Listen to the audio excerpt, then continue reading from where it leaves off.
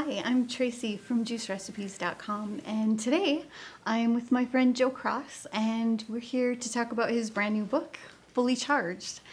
And so, Joe, I just thank you for joining me today.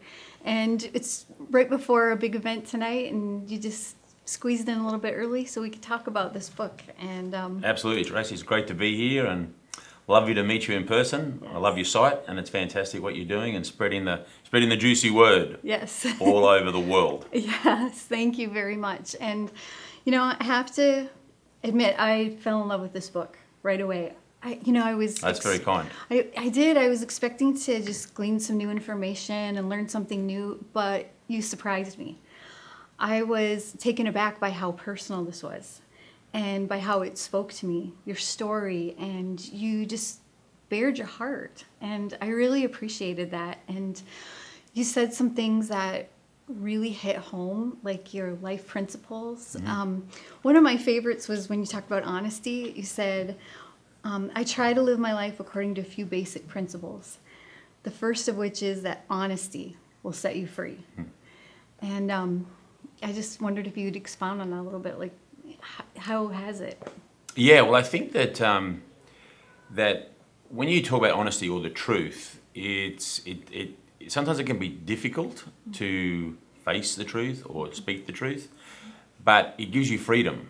There's a certain sense of not being held down, and I think that what I do talk about in the book is how a lot of us are our own speed humps to our own success and our own pushing forward. And so I think that when I got in front of the mirror at the age of 40, and sure, I've been honest in lots of things in my life, but maybe the real most honest conversation I hadn't had was with myself about, where my health was, where the state of my priorities were.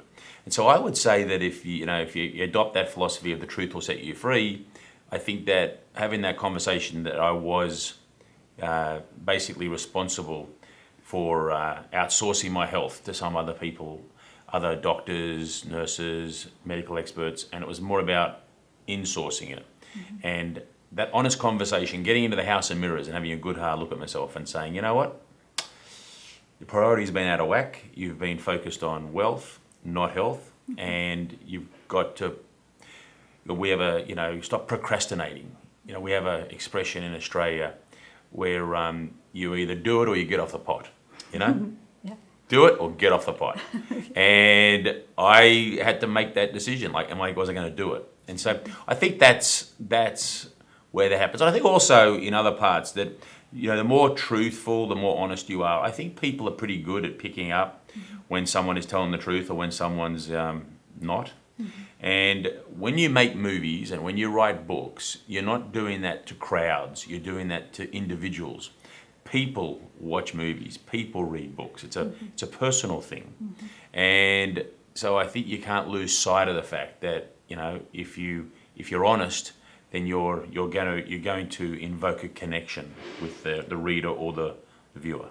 Right, and it's honesty about today too, about now, because sometimes I think we feel like, okay, if I'm getting into juicing and I start eating healthier, then I have to be perfect. I can't go have a piece of cake once in a while. If I get invited to a birthday party, you just somehow make our... Well, that's not my rules. No. I love cake. So, I know, exactly. So, yeah. And so I appreciate your honesty about that too. Yeah, look, I think that, the one thing that with the world of social media blowing up, we are getting an inside look into many people's lives that we would never have had a look into before. Mm-hmm. And, I think a lot of people's Facebook page or Instagram page, it's a lot healthier on their page than it is in their real life. Mm-hmm. And so what I think is important is to sort of say, hey, look, nobody's perfect. Right. There is no good or bad when it comes to eating. I think I talk about that in my book, this relationship to food. And I'm very big on this idea of saying, you know what, it's not a moral judgment. And Dr. Dean Ornish, who I met in filming Fat, Sick and Nearly Dead 2, and he speaks to this, and they're his actual words, that it's not a moral judgment. Mm-hmm. And so I think that that's something that I'm very passionate about. And even myself, I catch myself saying, is this good for me? Oh, no, I've got to stop that, Joe. It's got to be, some foods are more nutrient dense, and some are very less nutrient dense. So the ones that are less, they're kind of like the more fun foods. So in order to have those, we need to earn the right to have those. We've got to spend a lot of time down with our nutrient dense friends, food, have that, and then we can enjoy the cake or the ice cream or the chocolate or whatever it is that you love from that fun part of town. Right. And so I'm a big believer in having this relationship that's healthy with food, not a negative one. Because if you think of food as bad for you and you have it, what's going to happen? You're going to feel guilty when you have it, and then you're going to say, you know what? Oh, I've had 2 scoops of ice cream. I'm a loser. I'm a no-hoper. I may as well eat the whole tub. And that's generally what happens because you spiral down. Yeah, instead of just enjoying it and be like, that tasted great. Yeah.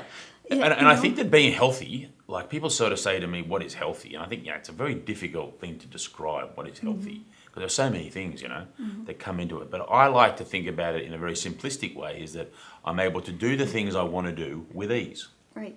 And so that encompasses having a good mindset, which is healthy mind, healthy body, exercise, a healthy heart, all of those things that come into it will enable me to do the things I want to do with ease. Yeah. And so sometimes I want to have ice cream watching a movie, and I love it, and I get excited, and I'll laugh, and I'll have fun. See, I think that's actually healthy doing that. I don't think that just because I've had maybe 300 calories of some, chocolate ice cream that's got xanthan or whatever the people get all excited about, if I have that rarely, I think my body can handle it. Yeah. No, this reminds me of something that you said, Dr. Ornish said to you about if you put a no in front of somebody. I'm just kind of paraphrasing this a little bit, but you said something like he did to you. If you tell somebody they can't have it, oh my goodness, you're just opening it wide open. Red rag to a bull. Yeah. You're actually, people do not like being told what to do. Well, yeah, and you know what? I was just listening to this CD, and it just made me laugh because I was listening to it right at the time I was reading your book. There's this guy, and he thought, human nature being what it is, I'm going to do this little test. So his little boy was out playing in the backyard with a bunch of friends, and they were just hitting a baseball, having a blast. And he goes, hey, you guys, I know you're out here, you're being really good, you're having a lot of fun, but listen, whatever you do not spit on this flower. And he pointed at the flower. He said, you understand me? Do not spit on this flower. So he went back in and he started watching out the window, and one by one, those little boys all walked up and started spitting on the flower. And they wouldn't have done it had he not mentioned it. Yeah. Exactly. And so I thought that was such a great point. If you have a list of don'ts, Yeah. then you're going to just be like one by one, just knock them all off, do them all. Yeah, Because that's our nature. I agree, and I think the philosophy that I've tried to maintain and tried to talk to is not about what not to have, it's about having more plant food. Yes. Let's work out ways that we can get more fruit, vegetables, nuts, beans, seeds, whole grains. And you know what, juicing and smoothies and salads and, sides or making them the star of the meal, that's a great way of doing it. Yeah. Now, you mentioned something else that to me, it just was a light bulb moment. I thought, I think this might be part of the root of the problem. You talked about how you used to look in the mirror and used to say ugly things to yourself. If somebody else had said them to you, you'd be like, hey, don't you talk to me like that. Yeah. But we say it to ourselves. We do it to ourselves. And so we have to pull that out at the root. I had to do that. I had to look in the mirror and just say, I'm not going to say that to myself anymore. As a matter of fact, my daughter gave me a mug and it says, hello, gorgeous. And I'm left-handed, but I hold it with my right hand so I can see it every morning. Yeah. Look, I think that if you're over the age of, say, 35 and you're living in the Western world, I can't know for sure, but I think more than half the people that are over 35 and live in the Western world, when they wake up in the morning and they're in their birthday suit, they get out of the shower and they look in the mirror, I think the conversation's a pretty negative one. And maybe it's not an outspoken conversation, but it's thoughts. And it might only be just for the briefest of moments that conversation internally. But it's negative. It's you're ugly, you're fat, you're a loser, you're a no-hoper, you're never going to amount to anything. And this, this is not a great way to start your day. No. This is not the best pep talk that you can give yourself before you go and face the family, face your friends, face your loved ones, face your co-workers. So to me, I think this is a really important point, this relationship with yourself, which I talk about in one of the keys that I think is to sort of staying healthy, keeping your weight off and thriving, is this personal conversation that we all have. We all have them. They happen all the time. And it's about keeping them honest, yes, but positive. So focusing on all the good things about us, because, there's lots of positive things about each and every one of us. We don't always have to focus on the ones or the negative things, the things that aren't working out so well. And if we focus on the positives and then bring some of that confidence to the negative ones, and if you're overweight or you're battling a chronic disease, there are steps you can take that you can move in the right direction. It's not going to happen overnight, but you can do little things that over time can amount to a big thing. So do you think that you've conquered that as far as like what you say to yourself now? Oh, no, I haven't conquered it, but I'm a lot better. Yeah. I would say that, most of the time I live by principles in terms of my lifestyle principles that I'm very proud of. When I say most of the time, I'd say 80% of the time, I'm very proud of the way I live, and I can sort of go to bed at night and go, you know what, Joe, good day today. You did really well. You got the plants in that you wanted to get to. You treated people the way that you felt that people should be treated. I wouldn't say 80% of the time I could go to bed saying I did the amount of exercise I would like to do. That's probably down at like 30%. But everything else from a lifestyle point of view, apart from exercise, is probably about 80%. Then there's probably 20% of the time that if I divide that into half the time, I just say 10% of the time I say, you know what, I can probably do better. Wasn't bad, but I could do better. Okay, I could do better.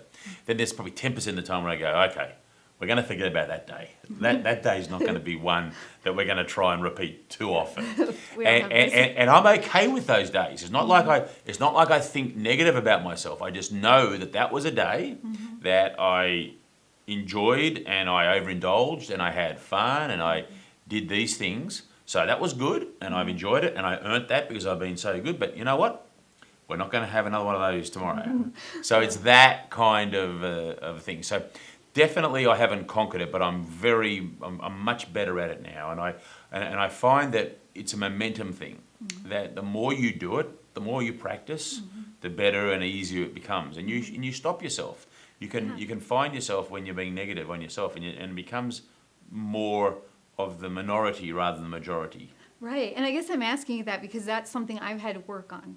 I think that sometimes things take root. Maybe a teacher said something to you and you took it to heart when you were 6 years old, and you don't realize years later that it grew into a big ugly weed. Sure. And you had to pull it out and Sure. replace that thought. So yeah, no, I think in my last book I talked about this thing called cultural DNA, which is like, we all know what DNA is. It's like you get passed on from generations, but cultural DNA is what actually you pick up in your own environment and who you communicate with. And all conversations, all actions, they all have some meaning, or they go into the makeup of who you are and how you behave and how you react. And, most people don't take too kindly to being put down and being told that they're no good.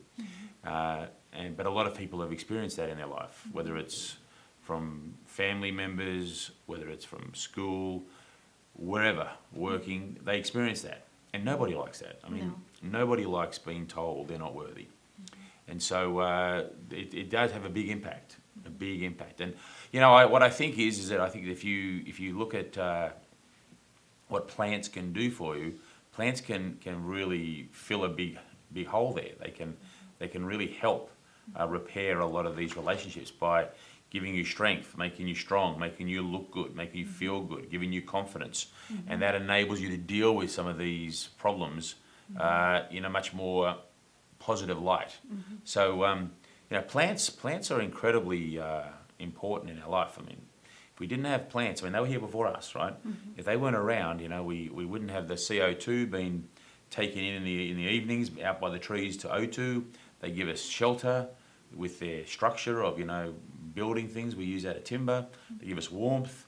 They provide nutrients from their vegetables and their fruits and their nuts. their beans, their seeds. I mean, you know, this is an incredible partnership, this unity between Mother Nature and humanity. And if you show me someone who's broken, i.e. they are chronically ill, they are, you know, obese, you know, how I would define they're broken, you know, I'd probably say, well, there's probably two relationships in their life that are broken. Their relationship with plants and their relationship with themselves. And so let's start mending those two. Let's get those back on track. And if we can, because they're within our control, right? I mean, we don't need to worry about what's going on with ISIS or what's going on in Syria. I mean, we can't do much about that. I mean, there's a lot of worry that people running around worried about price of oil and all these things. I mean, we can't control that. But you know what we can control? We can control the relationship with ourselves, and we can control our relationship with plants. Yes, something you said in your book. We You can do said that. the last 2 feet of freedom. Yeah, last 2 feet of freedom, I distance like between that. your hand and your That's mouth. the first time I heard that was from you. Yeah, and it's true. I mean, this is our domain. I mean, there's not too many things that I'm an expert on, but there's one thing I am an expert on, and that's me. I'm an expert on me, and so I can speak with more authority about me than anyone else. And so that means that things that are to do with me, fixing me, or dealing with me, or improving relationships with me, I can take a front row seat and get involved in that. I'm front and center in that conversation, and I think they're things that I've observed and I talk about in the book. In that these two relationships are key for happiness and key to be healthy and key to stay strong and to be productive. Yeah, and something that you said too is like we know what to do. We do. Yeah, Like, I mean just- we have an expression in the office called KIVD, which is an acronym for knowing it versus doing it. And so I'm fascinated by this sort of phenomenon that's on in the world where people know it, but they don't do it. And it's like, why is it that some people do it and others don't? And that what's that gap? How do we bridge that gap? Yeah. And so that's something that keeps me up at night thinking about things and trying to work out ways that, you know, why do I do things? Some things I know I do really well and others I don't. So it's interesting stuff. Different things motivate us, don't they? I mean, for one person, you could put an award out in front of one person and they might be just like, they'll jump through hoops to get that. And then for another, be like, yeah, I don't care about that. Try again. Yeah, no, You know? absolutely. We're all different, but there are certain things when it comes to knowledge about your own health. I mean, you know, if there was 20 of us in a room and a big tiger came running in and it hadn't eaten for a month, I guarantee you, no one would be just sitting around just taking it easy. Everyone would be just like ducking for the exits, right? Because we have this instinct that there's danger and there's that fight or flight and we've got to get out of there because we can't like fight a tiger. I mean, so we want to protect ourselves. We want to live longer. In that instance, we all do the same thing. But if we have the same 20 people in a room and we all bring in like, you know, 20 pizzas, bunch of soda, you know, whole bunch of trans fats, you know, and whatever, people will dive in and eat it, but not realizing that in the long term, it's a similar outcome to the tiger. And their life is going to be less productive and they're going to have pain and suffering. And so you can tell people that's going to be the outcome. Obviously not if you just have it once or twice or every now and then, but if you live on it. Right. If you decide to get your nutrients from that part of town, if that's where you decide to get your energy into your body, you're going to break. Right. Like every 6 months, we are a new set of cells.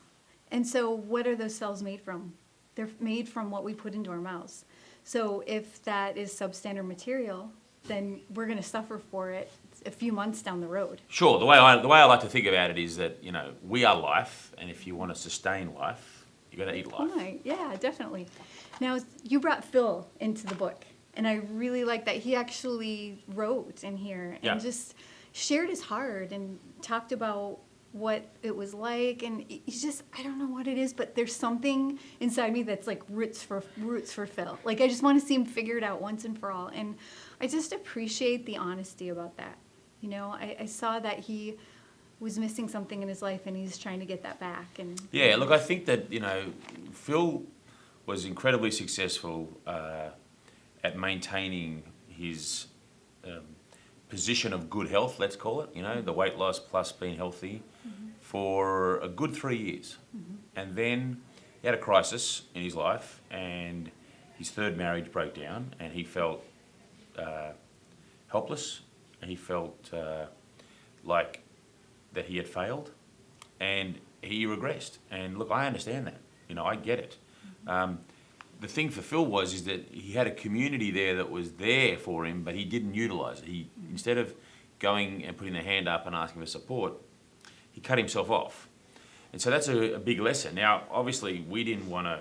When we were first talking about this movie, we were talking to Phil when he was in great shape, and we wanted to showcase Phil in great shape, and we didn't realise that this had happened because he didn't tell us either.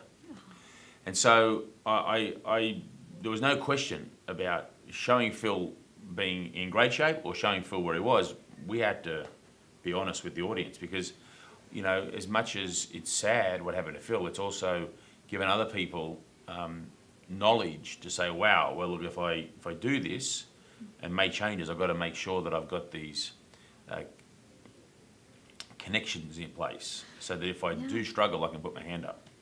Definitely. I mean, something like that happening can be equally inspiring, if sometimes even more so, because then, again, you talk about the honesty. We're being honest about what we need and what others can share with us and give to us. And, it just kind of, it was inspiring too, just even though it was sad, we wanted it to be that way, but it was still.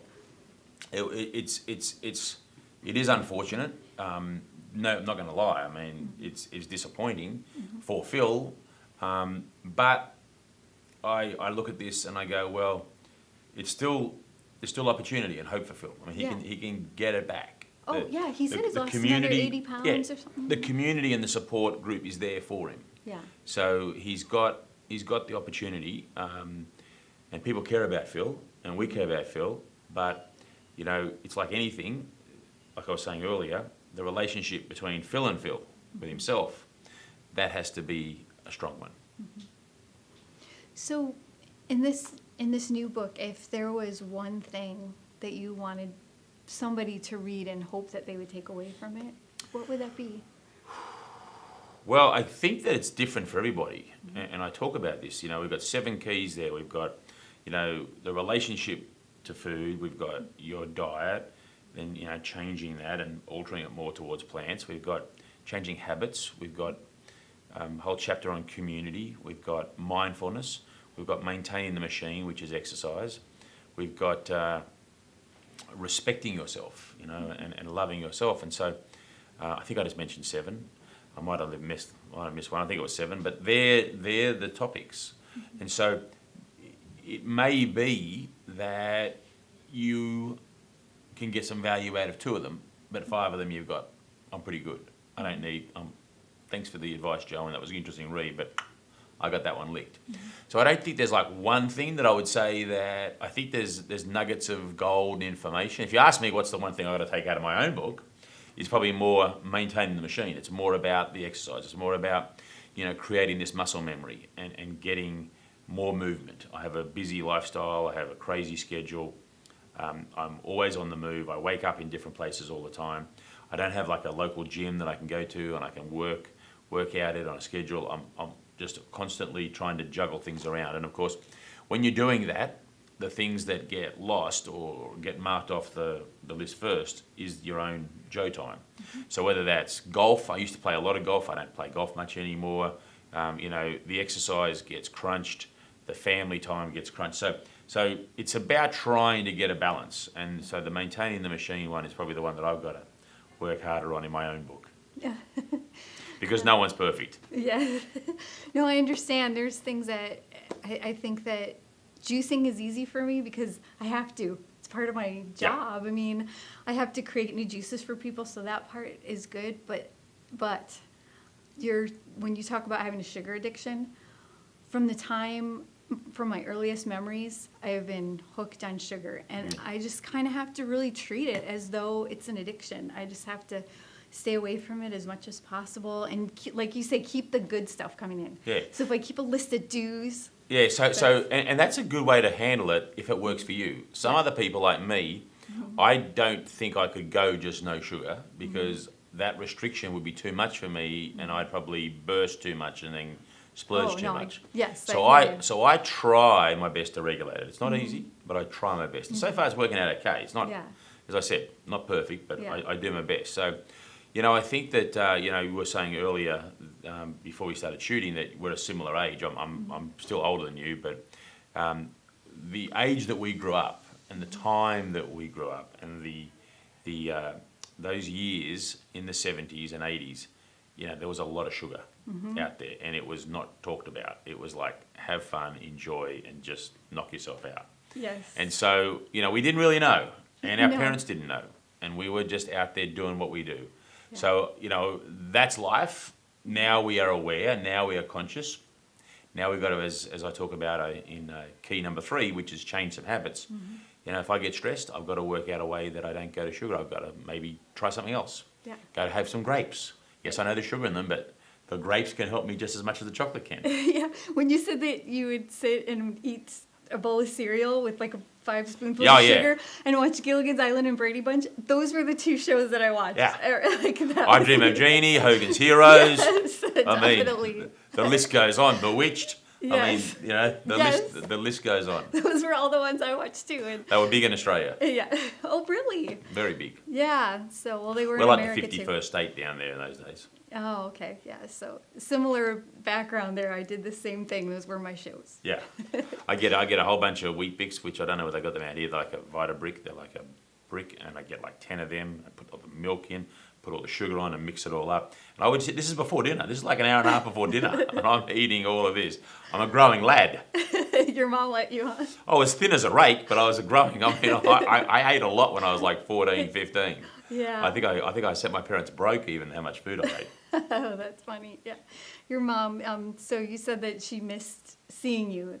This must have be hard on her for you to be traveling like this. And Yeah, well, look, my mum and dad, through the power of social media, they can follow me on Instagram and Facebook. They actually see me more than they do in person. What I'm doing is a global thing. I spend a lot of time in the US and Canada and the UK, as well as Australia. I'm going back to Australia for a short period soon to do some book tour work, and I'll always carve out like 3 or 4 days if I can.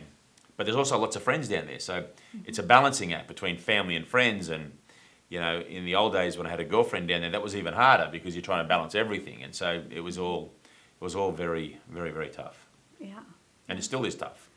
Yeah. Well, sometimes I suppose you didn't see when you were making the movie for the first time that this is really, to me, I look at it and think this is really a part of your destiny, what you're doing right now. And you probably had no idea going into it that, sometimes when that happens, we answer destiny's call and then we end up having to make sacrifices that we didn't expect to have to do. And you've done that, and you probably have done a lot more than you realize.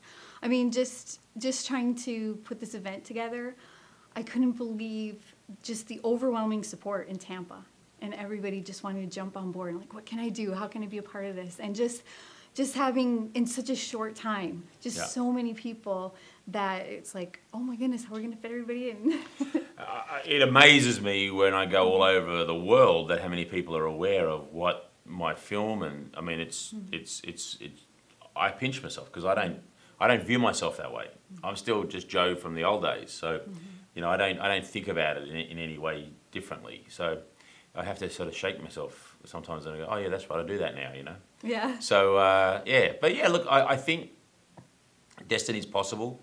I think that a lot of people are trying to be happy in their life, and to me, happiness is, that's fun. Happiness is good, but I think a lot of it's about purpose, because the more purpose you have, then you can achieve happiness. So I certainly would agree with you that right now I have a purpose, and I'm enjoying that purpose, and I'm hoping to make it spend more focused energy and concentrated time, and create more content that can help people, inspire people, educate people, but above all, entertain people. Because at the end of the day, if you can entertain them and they can feel good about it, then you've got a much better chance of connecting. Yeah, definitely.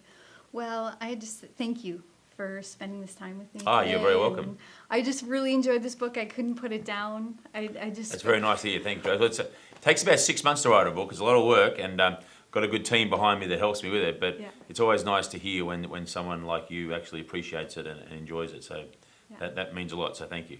Yes, you're welcome, and thank you so much. Choose on. You too.